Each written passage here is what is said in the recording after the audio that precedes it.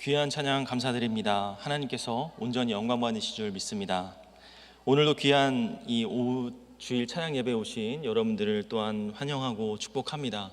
오늘 이 시간 유아 세례와 또 중고등부, 입교 이 세례식으로 거행되어지는 만큼 우리가 이 시간 하나님 말씀에 온전히 집중하며 나아갈 수 있기를 소망합니다.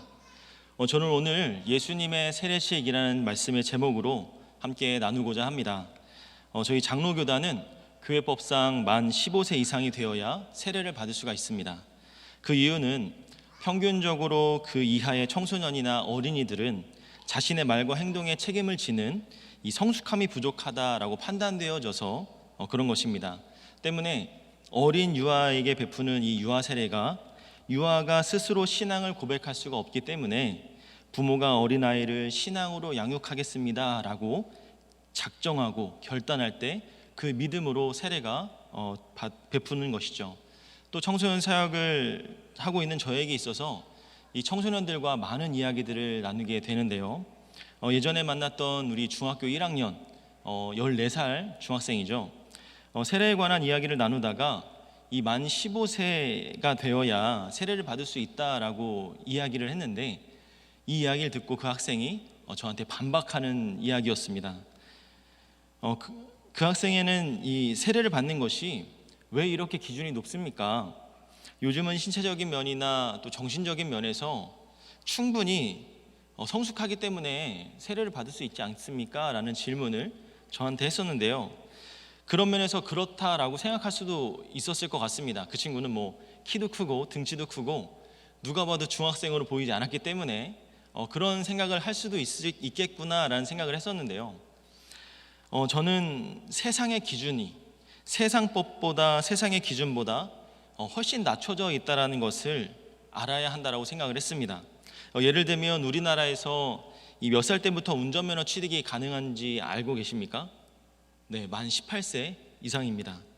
유럽은 그거보다 조금 더 빠른 15세에서 16세라고 합니다. 또 대통령이나 국회의원 선거가 가능한 나이를 알고 계십니까? 네, 똑같이 만 18세입니다. 가장 빨리 선거권을 주는 나라도 한 만 16세에 불과합니다. 이런 것들을 비추어 볼 때 세례를 받는 학생들에게 만 15세면 빠른 편 아닙니까? 본인이 성숙하다라고 생각하는 청소년들은 이런 내용들이 불만일 수도 있지만 모든 권리에는 책임이 뒤따른다라는 것을 생각해 볼 때 만 15세라는 기준은 합당할 수 있을 것이다 라고 생각되어집니다. 본론으로 들어가 오늘 본문은 예수님께서 세례를 받으시는 내용입니다. 조금 더 엄밀히 말하면 침례를 받으시는 장면이죠. 침례라는 것은 몸 전체가 물속에 들어갔다가 나오는 것을 침례라고 합니다. 하지만 저희 장로교는 그런 불편을 없애고자 약식으로 목사님께서 손에 물을 묻혀서 세례의 의미를 담아서 거행합니다. 중요한 것은 우리가 세례를 왜 받는가에 대한 문제를 생각해 보아야 한다는 것이죠. 세례는 어느 때 받는 것입니까? 예수님의 십자가와 부활 사건 이후에 세례를 받는 이유는 예수님을 자신의 구주로 영접한 사람, 내 뜻대로 살았던 삶에서 하나님께서 다스리는 삶을 살겠노라 라고 다짐하고 결단할 때 받게 되는 것입니다. 초대교회 당시에는 예수님을 믿는 것이 자신의 육체적인 생명을 포기하는 것과 마찬가지여서 나는 예수님을 믿습니다. 그분의 뜻에 따라 살기로 작정합니다. 결정합니다. 이렇게 고백을 하면 세례를 주었지만 우리나라의 경우는 언제든지 교회를 나오지 않을 수도 있고 어떤 사람인지 검증할 필요도 있기 때문에 처음 교회에 나온 경우 한 1년 정도를 유심히 지켜보는 시간을 갖기도 합니다. 사람마다 반응하는 감정과 감동이 다르지만 마음을 다해서 세례를 받는 것을 소망하고 준비하신 분들은 매우 감격하며 기쁨의 모습을 보입니다. 오늘 특별히 유아 세례와 입교 세례를 받으시는 사랑하는 주의 자녀들에게 하나님이 주시는 감동과 은혜, 기쁨과 감사가 넘치기를 주님의 이름으로 축복합니다. 예수님의 공생의 기간, 사역을 시작하시기 전에 세례 요한이 베풀었던 세례의 성격은 어땠을까요? 오늘날과 유사한 의미를 갖고 있기는 했지만 아직 예수님께서 죽으시기 전이었기 때문에 자신의 죄를 회개하는 내용만 가지고 있었습니다. 쉽게 말해서 자신의 죄를 깨닫고 하나님께서 그 죄를 용서해 주시기를 바라면서 다시는 그 죄를 짓지 않겠습니다, 하나님 말씀대로 살겠습니다 라고 결단한 사람들이 그 세례를 받는 것이죠. 여기서 이상한 점을 발견하신 분이 계십니까? 어떤 부분이 이상하죠? 예수님은 죄가 없으신 분으로 알고 있는데 무슨 이유로 세례를 받은 것이지? 예수님도 인간의 몸으로 오셨으니까 세례를 받기 전에 죄가 있으셨던 건 아닐까? 이런 의문이 들 수도 있을 것 같습니다. 그래서 세례 요한이 당황했던 거죠. 오늘 본문 13절과 14절 말씀을 보면 이렇게 말씀하고 있습니다. 이때에 예수께서 갈릴리로부터 요단강에 이르러 요한에게 세례를 받으려 하시니 요한이 말려 이르되 내가 당신에게서 세례를 받아야 할 터인데 당신이 내게로 오시나이까? 티끌만큼의 죄도 없으신 예수님께서 무슨 이유로 세례를 받으셨을까요? 성경은 그 이야기를 두 가지로 말하고 있습니다. 먼저 하나님의 의를 이루기 위함이라고 이야기합니다. 예수님께서 세례를 받는 것이 하나님의 의라고 했죠. 본문 15절에 보면 예수께서 대답하여 이르시되 이제 허락하라, 우리가 이와 같이 하여 모든 의를 이루는 것이 합당하니라 하시니 이에 요한이 허락하는지라. 여기서 말하는 하나님의 의라는 것은요, 예수님께서는 이제 하나님의 구원 계획을 완성하기 위한 본격적인 공생애의 삶을 시작할 건데 이미 하나님의 아들로서 메시아 직의 자격과 능력을 다 갖추고 계시긴 하지만 인간적인 수준에서 사람의 이해를 위해서라도 교회의 선한 일을 위해 순종의 모습을 보였다라는 거죠. 간단히 말해서 이제부터 내가 메시아의 사역을 시작함을 모두에게 알리기 위해서 세례를 받은 것이고, 그것이 별거 아니라고 생각하지만 그 순종이 하나님의 의를 위한 것이다 라는 겁니다. 또 다른 하나는 율법의 저주를 감당하셔서 우리의 죄를 담당하시기 위함이다 라는 거죠. 함께 이사야 53장 4절에서 6절 말씀을 제가 봉독할 테니 잘 귀 기울여 들어주시기 바랍니다. 그는 실로 우리의 질고를 지고 우리의 슬픔을 당하였거늘 우리는 생각하기를 그는 징벌을 받아 하나님께 맞으며 고난을 당한다 하였노라. 그가 찔림은 우리의 허물 때문이요 그가 상함은 우리의 죄악 때문이라. 그가 징계를 받음으로 우리는 평화를 누리고 그가 채찍에 맞음으로 우리는 나음을 받았도다. 우리는 다 양 같아서 그릇 행하여 각기 제 길로 갔거늘 여호와께서는 우리의 모두의 죄악을 그에게 담당시키셨도다. 아멘. 고난의 종 예수 그리스도께서 온 인류의 죄를 위해서, 저와 여러분의 죄를 위해서 완전히 희생 제물이 되셨다라고 이야기하고 있습니다. 예수께서 우리의 질고와 슬픔, 죄와 허물을 대신 지시고 온갖 멸시와 천대를 당하시면서 십자가에 못 박혀 죽으심으로 우리가 하나님과 화목하게 됐고 모든 질병과 고통에서 나음을 입었습니다. 그러면 예수님의 십자가의 고난은 과연 누구를 위한 고난이었을까요? 첫 번째는 예수님께서 저와 여러분의 질고와 슬픔 대신 죄를 지시고 고난을 당하셨다는 겁니다. 여기서 질고란 질병으로 인한 고통들을 말합니다. 육체적인 고통, 정신적인 고통, 영적인 고통, 심리적인 고통을 다 포함합니다. 또 슬픔이라는 것은 인생의 고난으로 인한 슬픔과 비애, 이런 것들을 이야기하죠. 예수님께서 친히 모든 질병과 고통과 슬픔을 담당하시고 병든 자, 실패한 자, 슬픔 당한 자의 고통을 다 없애주셨습니다. 예수님이 이 땅에 계실 때 가는 곳곳마다 병든 자와 아픈 자들을 치유하시고 불쌍히 여기시고 그런 치유의 기적을 베풀어 주셨던 거죠. 그리고 우리를 대신해서 채찍에 맞으시고 온갖 조롱과 모욕을 당하시면서 십자가의 고난에서 고통을 받으셨습니다. 우리의 연약한 것을 친히 담당하시고 모든 질병을 짊어지셨던 것이죠. 두 번째는 예수님께서 우리의 허물과 죄악을 대신 지시고 고난을 당하셨다는 겁니다.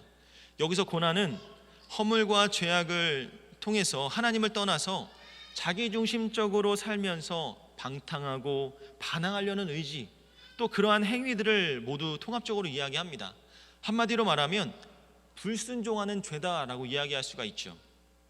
그리고 찔리고 상함을 입었다는 것은 단순히 상처를 입었다는 것이 아니라 고통스러운 죽음을 당하셨다라는 거죠. 예수님께서는 죄가 없음에도 불구하고 그 당시에 가장 가혹한 형벌이었던 십자가에 달려서 죽으시는 십자가형을 선고받으신 겁니다. 그 십자가형은 반역범이나 정치범, 흉악범들에게 행했던 형벌이었죠. 그 위에서 여러 날 동안 고통을 당하다가 서서히 죽게 되는 아무 참혹한 그런 고통스러운 하나님의 저주를 받은 자라고 칭함받는 그 십자가 형벌을 예수님이 당하셨다는 겁니다. 또한 많은 사람들에게 외면을 당하고 또 모욕과 멸시를 당하셨고 십자가에서 물과 피를 쏟는 고통을 겪으셨습니다. 이것은 다 우리의 죄와 허물 때문이다라고 이야기하죠. 로마서 3장 10절에 보니까 의인은 없나니 하나도 없도다라고 말씀하셨듯이 모든 사람들은 하나님 앞에 죄인입니다.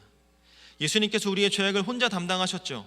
그래서 우리가 죄에서 자유함을 얻게 된 것을 하나님 앞에 감사하며 우리도 이 세상에서 예수님의 고난에 동참하는 복된 성도들이 다 되시기를 주님의 이름으로 소망합니다. 세 번째로 예수 그리스도의 고난 때문에 우리가 평화를 누리게 되었다는 겁니다. 여기서 그가 징계를 받음으로 우리가 평안을 누리게 되었다는 것은 우리가 하나님과 화목하게 되었다라는 것이죠. 첫사람 아담, 하와가 하나님께 불순종함으로 하나님과 원수가 되었고 마귀의 자녀가 되어서 하나님 앞에 나아갈 수가 없었습니다. 그런데 예수님께서 우리 대신 십자가의 징계를 받으심으로 하나님과 원수가 되었던 우리가 이제는 하나님과 화목하게 되었다라고 이야기해 주죠. 그래서 우리는 예수 그리스도의 대속의 은혜를 힘입어서 하나님께로 나아갈 수가 있게 되었고 값없이 믿음으로 구원을 얻게 되었습니다. 자녀들이 부모의 말을 듣지 않고 부모에게 인정을 받지 못한다면 늘 마음이 불안하고 안타깝죠. 하지만 이와 반대로 부모의 사랑을 받고 부모로부터 인정받는 자녀들의 얼굴에서는 기쁨과 평안이 넘칩니다. 이처럼 하나님의 사랑과 은혜 가운데 사는 사람들은 그 마음에 평안이 있지요. 또 그 마음에 기쁨이 있습니다. 우리 사랑하는 충현의 모든 성도님들의 마음에 이 평안과 기쁨이 가득가득 넘치기를 주님의 이름으로 축복합니다. 네 번째로 예수 그리스도의 고난 때문에 우리가 나음을 입었다라고 말씀하십니다.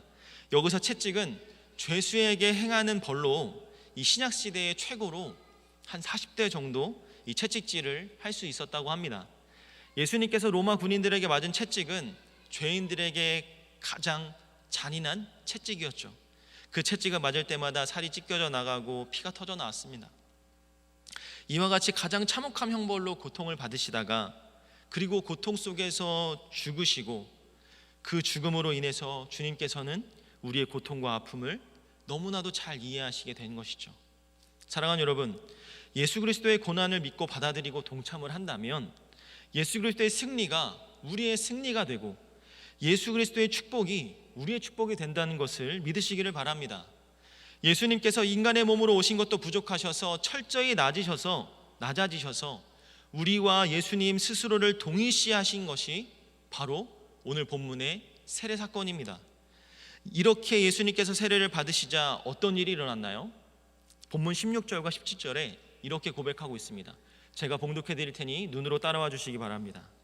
예수께서 세례를 받으시고 곧 물에서 올라오실새 하늘이 열리고 하나님의 성령의 비둘기 같이 내려 자기 위에 임하심을 보시더니 하늘로부터 소리가 있어 말씀하시되 이는 내 사랑하는 아들이요 내 기뻐하는 자들이라. 아멘. 예수님께서 세례를 받으실 때 성령께서 임재하시고 내 사랑하는 아들이며 기뻐하는 자다라는 하나님의 음성이 들려왔습니다. 왜냐하면 앞에서도 잠깐 이야기했지만 예수님의 세례가 우리 죄를 구원하시기 위해 죽으셔야 하는 이 십자가 구속사역의 첫 시작점이셨는데 그것은 예수님 혼자만의 일이 아니라 성부 하나님과 성령 하나님께서 함께 모두 일하시는 것이었기 때문입니다. 삼위 하나님께서 협력하여 진행하시는 일이라는 것이죠. 때문에 예수님은 일반적으로 우리가 받는 세례식과는 의미가 달랐고 예수님을 믿는 것도 우리의 생각과 의지로 되어지는 것이 아니라 바로 성령의 도우심, 성령의 역사로 가능한 것입니다. 사랑하는 여러분, 예수님께서 받으신 세례는 저와 여러분들을 비롯한 온 인류를 위한 것이었습니다. 우리의 죄를 지시고 대신 죽으시기 위해서 하나님과 끊어진 관계를 회복하기 위해서 철저하게 낮아지시고 우리의 죄를 담당하셨던 것이죠. 오늘 우리 가족들 가운데 세례를 받으신 분들도 있으실 것이고 아직 세례를 받지 못하신 분들도 있을 것이라고 생각이 됩니다. 세례라는 것은 앞서서도 말씀드렸지만 예수님과 함께 죄성 가득한 나의 자아가 죽어지고 그로 인해 하나님의 자녀가 되었다는 것, 그래서 말씀 따라 믿음 따라 살 것을 이 신앙 공동체 안에서 공개적으로 고백하는 예식입니다. 때문에 이미 세례를 받으신 분들은 하나님의 말씀대로 어떻게 살아갈 것인가, 이러한 고민이 날마다 필요한 줄로 믿습니다. 이 고민이 없다면 이 세례를 받는 의미가 점점 사라지는 것이죠. 오히려 예수님의 십자가의 사건을 모욕하는 것과 마찬가지일 것입니다. 또 세례를 받고 하나님의 말씀대로 살지 않는다면 그것 또한 무책임한 행동이죠. 저와 여러분은 그런 무책임한 행동을 하지 않기를 간절히 소망합니다. 만약 아직 세례를 받지 못한 분들이 계신다면 이제는 기대와 소망을 가지고 꼭 세례를 받으시기를 권면드립니다. 간절히 바라옵고 원하옵기는 예수님께서 세례를 받으신 그 의미를 마음속 깊이 새겨서 하나님의 뜻과 말씀대로 살아가는 저와 여러분들이 되기를 주님의 이름으로 간절히 축복합니다. 기도하겠습니다. 하나님 아버지, 감사합니다. 오늘 이 귀한 예배의 시간에 정말 하나님의 자녀로 부름받은 우리 모두가 믿음으로 살기를 소망합니다. 오늘 말씀처럼 하나님의 자녀다운 모습으로 하나님의 말씀을 따라 믿음에 따라 살 것을 우리가 믿음으로 고백하며 나아갑니다. 우리의 자아가 죽어지고 그로 인해 하나님의 자녀가 되었다는 것을 기억하게 하여 주시고, 하나님의 자녀로서 믿음의 본을 보이는 우리 모두가 되게 하여 주시고, 더욱이 하나님의 자녀로 영광 올려드리기에 부족함이 없는 우리 모두가 될 수 있도록 이 시간 함께 하여 주시옵소서.